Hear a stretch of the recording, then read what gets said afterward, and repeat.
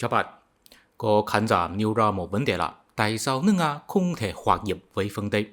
Mình biết người Việt Nam có tình cảm rất phức tạp với nước Nga, đặc biệt là bây giờ nước Nga có chiến tranh với Ukraine. Có lẽ đối với một số người, Ukraine đại diện phương Tây, nước Nga đại diện phi phương Tây, cho nên đối với những người không thích phương Tây, tuy họ không ghét Ukraine nhưng họ sẽ hy vọng nước Nga chiến thắng. Còn đối với những người ngưỡng mộ phương Tây, tuy họ cũng không ghét nước Nga nhưng họ sẽ hy vọng Ukraine chiến thắng. Mình thực sự không chắc những người như vậy có biết cái mà gọi là phương Tây hay cái mà gọi là phi phương Tây không? Có lẽ đối với nhiều người, phương Tây có nghĩa là chế độ dân chủ, phi phương Tây có nghĩa là chế độ độc tài. Nhưng theo tiêu chuẩn này thì nước Nga cũng nên được gọi là quốc gia dân chủ. Tại vì nước Nga cũng có chế độ bầu cử, cũng không có nhà vua. Nếu có ai trả lời rằng cái mà gọi là dân chủ nên bao gồm giá trị, không chỉ hẳn là chế độ, thì cái mà gọi là giá trị dân chủ có nghĩa là gì? Mình đặc biệt đi hỏi ChatGPT trả lời rằng có mấy giá trị. Chúng là tự do cá nhân, bình đẳng, trách nhiệm, nguyên tắc pháp luật, ổn định chính trị, sự tham gia đa dạng, bảo vệ quyền thiểu số, sự chuyển giao quyền lợi hòa bình, sáng tạo và tiến bộ. Cuối cùng là nhân phẩm con người. Theo tiêu chuẩn của ChatGPT, mình cảm thấy ChatGPT đang hình dung một quốc gia trên thiên đường cho mình mà không phải là miêu tả một quốc gia có thật trên trần gian. Ngay cả là những quốc gia phương Tây cũng không có thực hiện những giá trị này, tại vì có nhiều người dân của họ luôn luôn kêu gọi người thiểu số của họ không được tôn trọng, khoảng cách giàu nghèo rất lớn, nhà chính trị không chịu trách nhiệm. Nói về giá trị, đó là một cái rất chủ quan. Ví dụ bình đẳng, có người nghĩ rằng mỗi người đều có tài sản giống nhau là bình đẳng, có người nghĩ rằng mỗi người đều có cơ hội kiếm tiền là bình đẳng. Nếu muốn tranh luận bên nào là đúng, mình thấy tranh luận 1.000 năm cũng không ai phục ai, lãng phí thời gian. Tương tự như vậy, lấy giá trị dân chủ làm tiêu chuẩn, người Nga chắc chắn nói họ là dân chủ hơn phương Tây. Tranh luận 1.000 năm cũng không ai phục ai. Thế chúng ta nên làm thế nào để nói rõ về sự khác biệt của phương Tây và nước Nga? Trong video hồi trước, mình đã giải thích rồi. Phương Tây là nền sinh của hình thái văn minh thứ ba của nhân loại, tức là quốc gia dân tộc.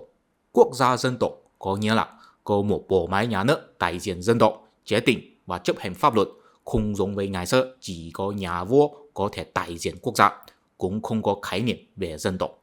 Và chúng ta có thể phát hiện bây giờ Tổng thống nước Nga Putin kêu gọi rằng Ukraine có một nhóm người đi theo chủ nghĩa Nazis. Vì vậy nước Nga phải triển khai hành động quân sự đặc biệt để đuổi ra họ. Chiến tranh là bất đắc dĩ, tuy bản thân Tổng thống Ukraine là người Do Thái. Mình không chắc người Việt Nam có hiểu chủ nghĩa Nazis mà Tổng thống Putin nói có nghĩa là gì hay không. Bản thân mình là hiểu lơ mơ, cho nên mình đặc biệt đi tìm tài liệu.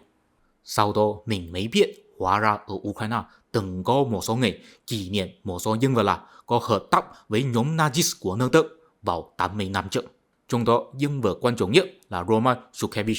Ông ấy từng có hợp tác với nước Đức và sát hại nhiều người Do Thái ở Ukraine, nhưng sau đó cũng vì không chịu được sự đảm bảo của nước Đức cho nên không hợp tác nữa và chống cự nước Đức. Không chỉ là vậy, ông ấy cũng có chống cự Hồng quân của Liên Xô. Cuối cùng ông ấy bị Liên Xô bắt và tự sát.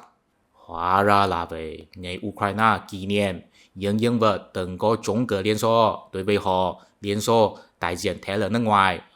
Những nhân vật chống cự Liên Xô là anh hùng dân tộc. Nhưng những anh hùng dân tộc từng có hợp tác với nước Đức, cho nên Tổng thống Putin nói Ukraine có nhóm Nazis.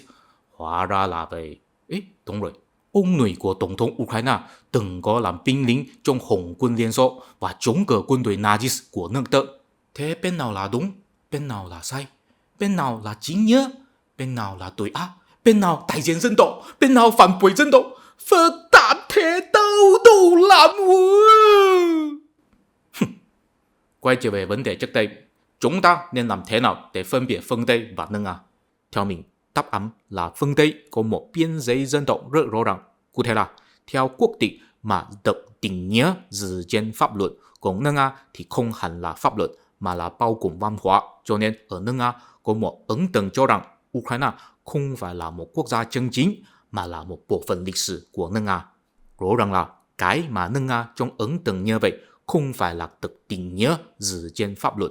Cũng là theo ấn tượng này, nước Nga攻kích Ukraine không phải là một quốc gia xâm lược một quốc gia khác mà là nước Nga giải học cho Ukraine giống như tiền bối giải học cho hậu bối mà không ngoan, không có vi phạm pháp luật quốc tế.